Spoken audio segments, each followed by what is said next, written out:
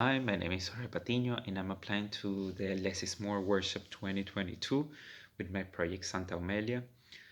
This project was born as a sort of homage to my family, to the metaphorical and physical loss of my country, and also to this little fisherman town where both of my parents are from, which is full of um, superstitions and local legends.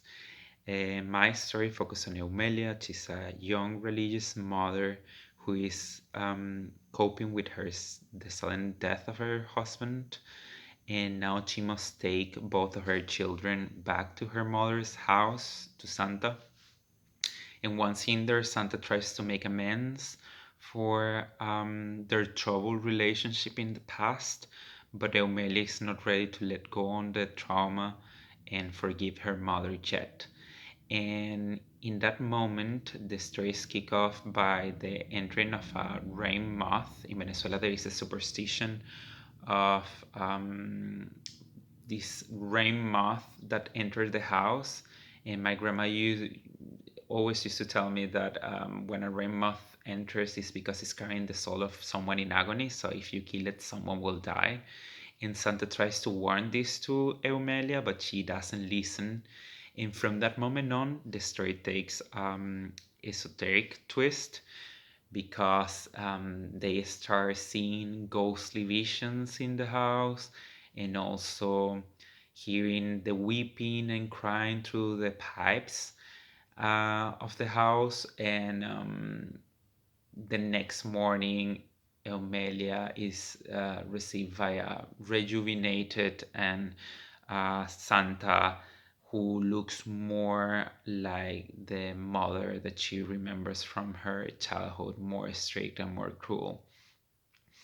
And as the story progresses and Eumelia digs deeper into Santa's private ritual, she starts to hear these rumors from the locals that her mother is involved in Santeria practices, and Eumelia finds an Santeria altar in the storeroom and also a diary from her mother's uncle, which states that he has found like an entrance through the mirror to the beyond.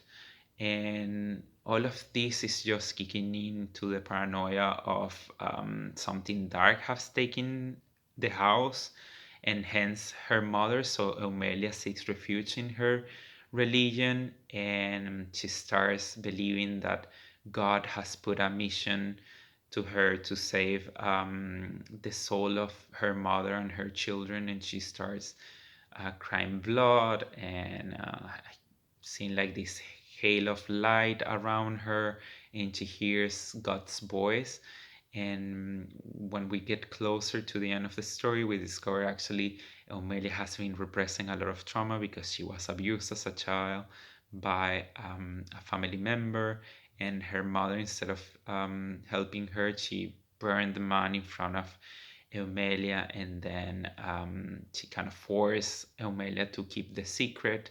And after we reach the climax, we realize that Eumelia has been living alone in the house because her mother died on the first evening after she killed the butterfly. And yeah, she killed her own children after the loss of her husband and suffering the abuse of a policeman. So this story has to do a lot with trauma in many ways, and also in the case of Eumelia, seeking refuge in religion somehow to protect yourself from the reality of what you have done, and having to cope with the suffering, and also making amends and coming to terms with what has happened to you in order to heal. And I think that's something that is very powerful and could potentially resonate with a lot of people, because we're not used to sometimes discussing our wounds. And I think that's the first step to move towards healing. And that's my story on a nutshell.